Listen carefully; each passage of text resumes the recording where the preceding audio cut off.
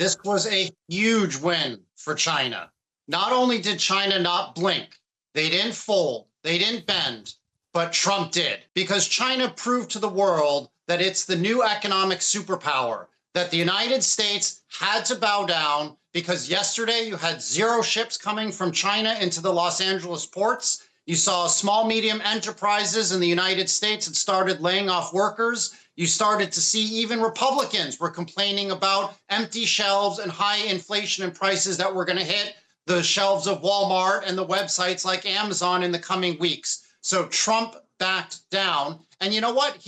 China didn't give up any concessions. 0, completely, none. Well, everybody, very honored to welcome back into the studio Shaun Rein. Shaun is an American that has been living in China for, I think, more years than he has in the United States. A tremendous businessman, 4-time author. Shaun, welcome to the show today. It's great to be here, Cyrus. This weekend is very important. This is the kickoff date for trade relations between the United States and China after Trump launched the 145%, really crippling tariffs on China that has created basically an embargo on Chinese goods coming into the United States. And you can already see that Trump is feeling the pressure in the US. You have the retailers like Amazon and Walmart have gone to him looking for exemptions. You've seen Apple, Dell, and a lot of the consumer electronic companies have gone to him begging for exemption. So you're seeing fears also in the US that there's going to be empty shelves in the coming weeks, because right now, Cyrus, there are 0 ships coming from China into the Los Angeles ports. It's a great time to talk about what's happening with the trade war. It's a great time to talk about what's happening with China's economy and debunk some of the misinformation or disinformation coming out of the United States. So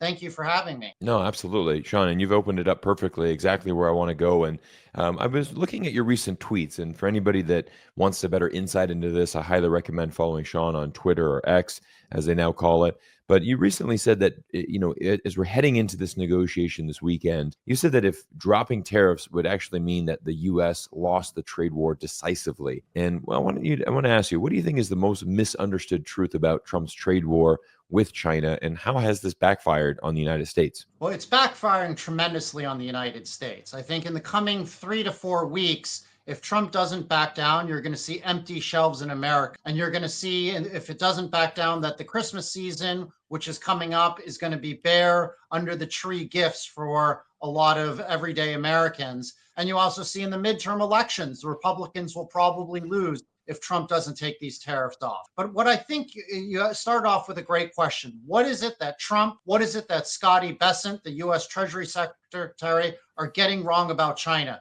And I want to use the R word, or resolve. Scotty Bessent thinks that China doesn't have any cards and is going to fold this weekend and is going to kneel down to Trump and the United States. But the Chinese are not going to back down easily because of the R word, or resolve. And there are really 2 reasons why, Cyrus. The first is you have to take a step back and look at it from a historical perspective. The Chinese underwent what they called a century of humiliation at the hands of the Western colonial and imperial powers, especially the British, but the Americans, the French, the Portuguese were all involved, where they forced China to open up, where they forced China to buy and take opium from the British, where they forced China to pay in silver tiles an indemnity that's about the entire annual GDP to the British in taxes, and where they forced the Chinese to give up Hong Kong, Macau, and other land. So for the Chinese, they're viewing this as a century of humiliation 2.0. Right.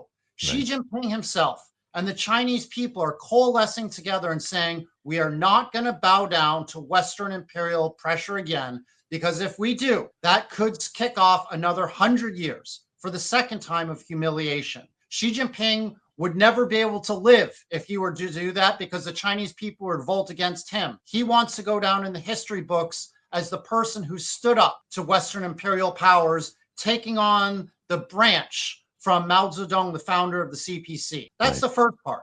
And also, actually, Cyrus, you have to remember, in the United States and in liberal democracies, we have the vote to confer legitimacy on the government. Correct. For the CPC, they don't have a vote. What their legitimacy is taking care of everyday Chinese, and importantly, their whole reason for being, the whole reason why they established in the 1920s was to fight it back against Western imperialism. So Right. Trump and Scotty Bessent, the first thing they're getting wrong is they're not understanding history. They don't understand the R word or resolve, that China is going to push back harder than they think. The second thing, Cyrus, is that the Chinese can eat bitter a lot more than the American people can. You're already seeing that American farmers are complaining and they want subsidies from the US government. And I already talked about the Amazons and the Apples of the world going to the White House and begging Trump. Right. The Chinese people can eat bitter. They're willing to go months. They're willing to go years. They're willing even to go decades dealing with pain and pressure so that they can shed the stench of the century of humiliation against the Western imperial powers. And let's be honest, Cyrus, a lot of Chinese were unhappy with the way Xi Jinping and the CPC ran the economy the last 4 or 5 years. Correct. These people now are coalescing around Xi to push back against Trump because they view America as an existential threat right now. For Xi, Trump is the gift that keeps on giving. Xi's power and support from the everyday Chinese people is at an all-time high, the highest since he's been chairman of the CPC. So that's the first thing I want my fellow Americans to understand, is that Chinese do not feel weak. They're not going to bounce back. They're ready to eat pain, unlike anything Americans have ever dealt with in current living memory. Shaun, that's a phenomenal answer. And I think it's a very interesting thing to talk about, because right now on YouTube and Western social media, and I know you're based in Shanghai, so I don't know if you've seen a lot of the news and what's coming out on this side of the pond. But what's interesting is we have some YouTube channels that are, they basically produce videos using an AI voice. They have their entire video is just random videos and B-roll that they find. But we're seeing YouTube channels coming out and saying that the Chinese people are revolting, factories are burning down, people are rioting in the streets, the entire economy is about to collapse, the entire nation as a whole is about to collapse. But I think, in your tweets, and, again, I look to you, Shaun, because you're a businessman that's on the ground in China, working with multinational companies. You give over 50 keynote speeches a year around the world on this topic. I mean, you are one of the most trusted voices, in my opinion, on this. So, yeah, I would like to know, what's actually playing out on the ground in China. Talk to me specifically about factories. I mean, we know that factories have been hit.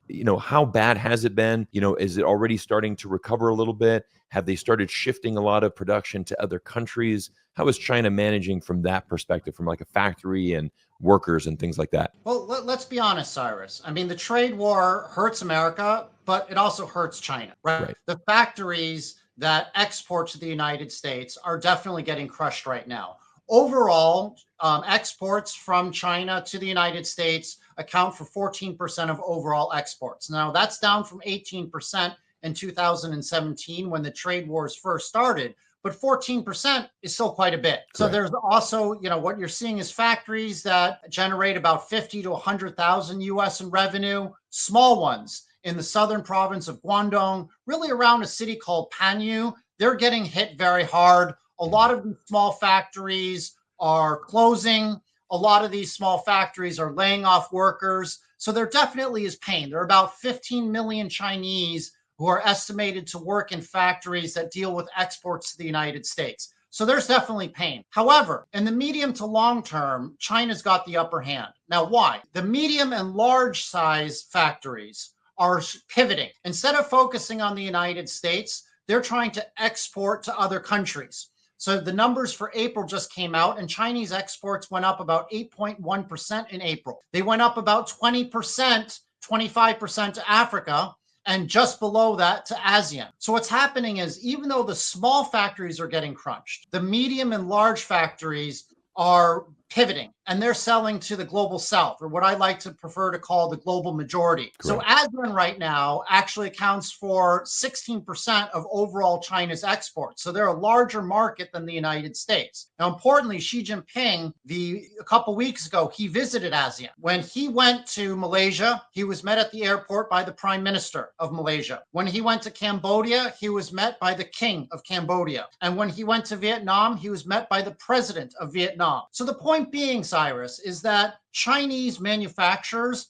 are finding new trade patterns. They're selling to ASEAN, they're selling to Africa, they're selling to Europe. There will be pain, don't get me wrong, but there's a lot more pain coming to the United States if Trump and Scotty Bessent don't fold, because China is able to offset weaknesses in exports by going to other countries. Now, here's the next thing.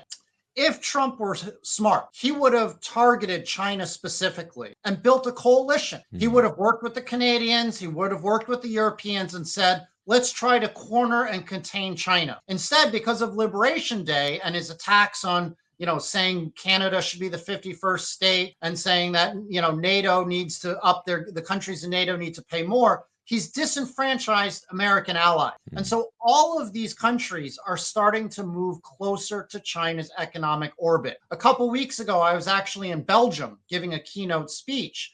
And when I was there, Ursula von der Leyen, the president of the EU, who's one of the biggest China hawks in Europe, said, we can no longer rely on the United States. We need to forge new trade patterns with China.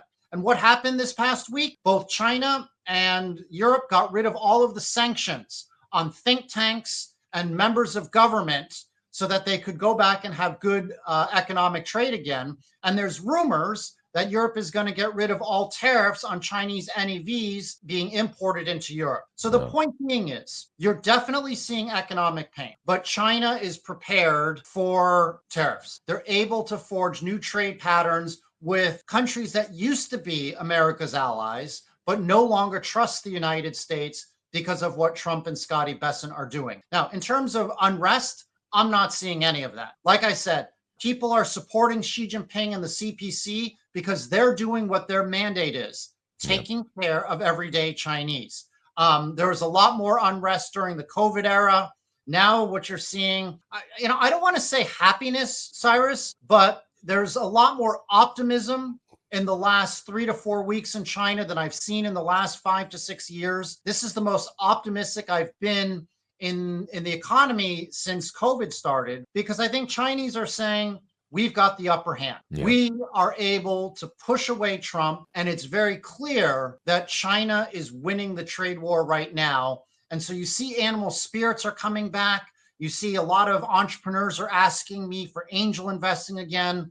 It's really, you're seeing Europeans, Koreans, Thai tourists all flooding into China. You're starting to feel like China was again back in 2019. You're definitely not seeing unrest. That's fantastic insight, Shaun, and I really appreciate that. And that's why it's so important that we get the experts that are on the ground and really seeing that. And I think a big thing with this trade war is that China got hit first hard because obviously the factories, right? The orders stopped coming in. Like you said, there was about 15 million Chinese that work directly in factories that export to the United States. So they're going to see the effects of this tariff war immediately. Whereas the United States, we have a little bit of a delayed one, right? Our store shelves are still filled here in the United States. But like you said, these container ships are empty. They're not coming to Long Beach, California, which is the largest port in the United States. The Seattle port manager came out and said, we have nothing coming in the next couple of weeks. And that's where you're going to start to see the United States finally, I think the American consumer within the next couple of weeks is going to really start feeling the pain when they go to Walmart and the shelves are empty. And I think that's exactly why Scotty Bessent and Donald Trump and this big weekend that we're talking about right now is why the United States has reached out to China. I think the writing's on the wall. I think the United States government knows very clearly that they need to cut a deal, and they're going to have to figure out how to pivot from this, right? I mean, Trump has a very big ego. Essentially, what are you hearing as far as the rate that this could get cut down to? I mean, I've heard everything from going from 145 down to 80, down to 50. I've even heard 34%. What would that mean, Shaun, if the U.S. all of a sudden comes out of this meeting in Switzerland and says, oh, you know what, we're going to go from 145 down to 34%? What message would that send to Trump? He put on social media, should go down to 80%, but I'll leave that up to Scotty B. Howard Lutnick, the U.S. Commerce Secretary, went on TV and said it could go down to 34%, but don't forget the 20% additional that's slapped on for fentanyl. Whatever it is, the Scotty Bessent and Trump need to find a way to get out of their mess. They understand that the pressure is going to become excruciating for them politically and for Republicans for the midterm elections if they don't make a deal. But here's the thing, if they drop down to 60% or 50%, everybody in the world is going to know China won the trade war. And that's going to make it difficult for them to do negotiations with South Korea, with Japan, with Europe, with Brazil, with everyone, with the other 199 countries aside from the UK that haven't come up with a deal. Because the reality is these other countries are going to say, China didn't bow down, we're not going to bow down. And so Trump and his art of the deal is a giant failure. The second thing, importantly, is if they come down, nobody in their right mind would ever relocate manufacturing back to the United States. I mean, this is a 2, 3, 5, sometimes 10-year process. Oh, And so if 100%. they're starting to move back to the United States because they think Trump is going to pressure and they see Trump bow down, they're going to say, you know what, we're just going to stay in China because it's got the labor force, it's got the manufacturing ecosystem with tax incentives, and it's got the infrastructure. Or maybe we'll go to a Vietnam or Cambodia where it's even cheaper to produce. So I think Trump has really boxed himself into a really bad spot just from a negotiating standpoint. If I were advising him, I would tell him to drop tariffs to 20 to 40%. This would allow American consumers and companies to have an ease off from the inflation and high prices. Right. It would give Trump an off ramp, but still a 20 to 40%. That would still show he's reasonably strong. But I would say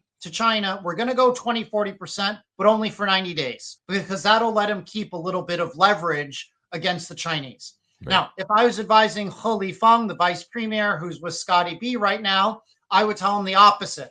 I would tell him, do not make any concessions whatsoever. You can smell blood in the water. It's the sharks are circling around Trump and Scotty B. It's time for them to put maximum pressure on the United States so that Trump and no other future president ever tries to launch this tariff stuff ever again. Now, here's something interesting, Cyrus. I actually know Scotty Bessent. An investment bank brought me to meet with him when he was still at Soros, and I advised him on his investment strategy for China. And I remember him very well because he's one of the most arrogant but ignorant people I've ever met on China. Basically, his entire thesis back in 2012, 2013, which is the last time I spoke with him, was China is a communist country. Communism is evil. So China's economy is never going to grow. So he's looking at China not from a pragmatic, data, fact-based analysis, but one from red commie, McCarthy-like era, ideological attacks. He didn't think China could do well. Now, if he had listened to me in 2012, maybe he would have earned more money. I mean, he started 2 hedge funds and they both failed. But most importantly, he would have at least seen that China's economy would grow in the next 12, 13 years to rival the United States in economic and, frankly, now political power. And as we've seen with India and Pakistan, even with military power, because a lot of the Pakistan military has been using Chinese defense weapons and airplanes.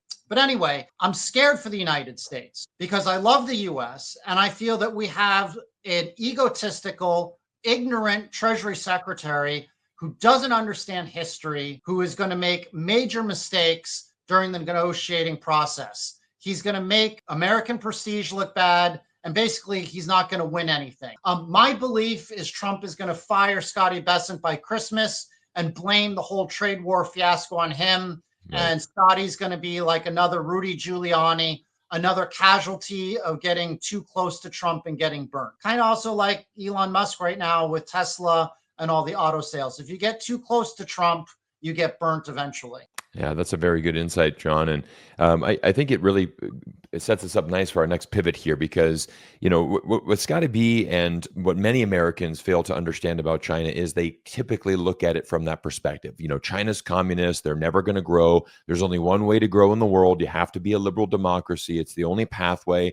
China obviously has challenged that for many decades. They've proven to the world that you can have an alternate system. But I want to talk about the United States right now, because you tweeted out that America is becoming more authoritarian than China. And I know that's a bold claim, but I'd like you to go expand on that. What are the signs that you are seeing? I mean, you even said that you would be more scared of US authorities than Chinese ones. Explain that to our audience here. So I'm not an expert on the United States. Let me be clear on that. However, there are some things that Trump is doing that is very discomforting. Okay. And I'm not a never Trumper. I don't have Trump derangement syndrome. I actually prefer Trump to Biden. I didn't vote for Trump, but I didn't vote for Biden and I didn't vote for Harris. But here are a couple areas that I'm really concerned about. It's the assaults on the universities. It's the assaults on the judiciary. And today, Stephen Miller and Trump were talking about getting rid of habeas corpus, because we're basically on a wartime national security threat issue. Now, that's only been revoked 4 times in the history of the United States. During the Civil War was one of them. I think the issue right now is Trump and Stephen Miller and a lot of his advisors are using falsified, fear-mongering, trumped-up issues in order to grab power. So I'm against illegal immigration, honestly. And I do understand why Trump is cracking down on that. I think a lot of the illegals should be deported. It should be done humanely, but they should be deported. The problem, though, is you can't say this is a national security threat like it's a wartime footing, because there's always going to be a wartime footing then. There's always going to be some sort of national issue, whether it be a forest fire, whether it be illegals, whether it be tension with another country. So I think the problem is Trump right now and his advisors, are trying to dismantle the Constitution, dismantle the political system that has made America so great for him to grab more power. Getting rid of habeas corpus, even if it's just a joke, or having Trump run for a third term, even if it's just a joke, is something that's very unsettling as an American. Now, I love China. I've been here 28 of the 48 years of my life, but I'm a big believer that you need to have regular leadership transitions. I'm a big believer that you have to have checks and balances within the government, as well as checks and balances with the media. China has done reasonably well on this. It's not perfect, for obvious reasons, but I see that they're improving year by year. On the other side, Cyrus, I see the United States under Trump is regressing, and they're grabbing more power, getting rid of those transitions, getting rid of those checks and balances. And holy cow, when you watch a cabinet meeting, you feel like you're watching a North Korean cabinet meeting with Pam Bondi, with Marco Rubio, kissing Trump's ass. Like, it's ridiculous. It's like nothing I've ever seen before. I'd be embarrassed if I was one of those cabinet members saying, how good Trump is, as if he's living God. It's really embarrassing as an American. But I think, America before Trump, there were a lot of Republicans and a lot of Democrat presidents that I didn't support. I didn't like their policies. But at the end of the day, they always respected the institution of the presidency. Correct. And had dignity. That's something that's missing under the current regime. And I'm very worried that not just, the whole world is going to look down on America for generations because of this. As Warren Buffett said, it takes a lifetime to build up a reputation, but seconds to get rid of it. And that's what's happening with the United States right now. Absolutely, Shaun. Well, we can also look at the numbers, here in North America, for example. As you probably know, many Canadians are now boycotting the United States. Tourism from Canada is down tremendously. Ironically, tourism from Canadians going to Mexico has absolutely skyrocketed. So not good for Miami, but it's great for Cancun, and we're seeing that shift where Canadians are changing.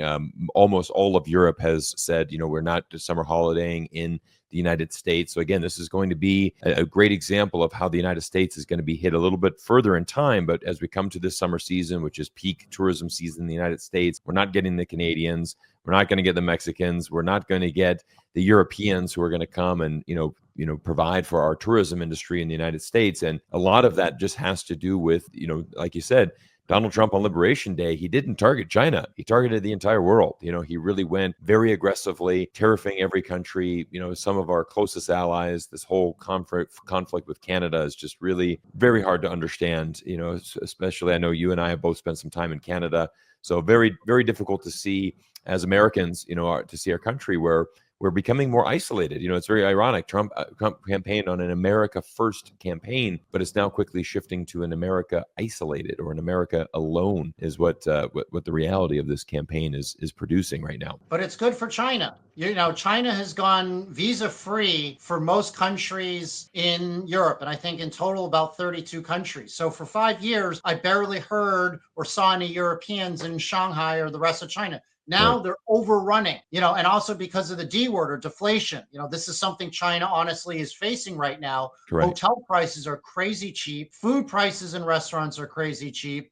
It's one of the best places for tourism right now.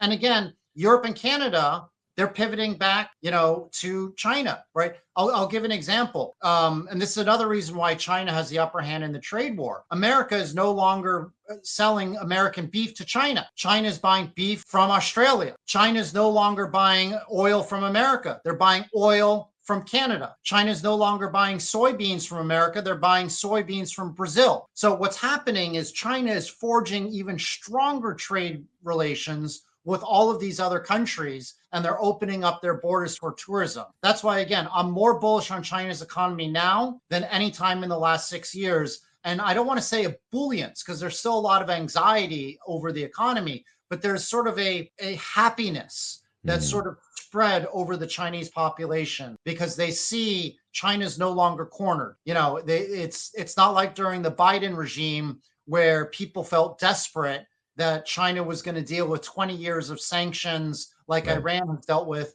because the whole world would ally with the Americans and try to contain China. No, for sure. It's a much better time right now, Cyrus. Absolutely, Shaun. And I want to shift a little bit towards India. This is an interesting, discussion because, geopolitically, India is always, they try to align themselves with, they have a statement of non-alignment, right? They want to align themselves with China, with BRICS. They want to align themselves closer to the United States. They try to play both cards. I think what's interesting is, a lot of people have said, India is the next China, right? India is going to be where the manufacturing is going to pivot. When Apple, Tim Cook announced that they're going to shift the production of US iPhones to India, a lot of people said this is a huge win for Trump's trade war. Not sure why. I thought we were bringing jobs back to America, not shifting them from China to India. But I think you had said, John, is that the next China is going to be China.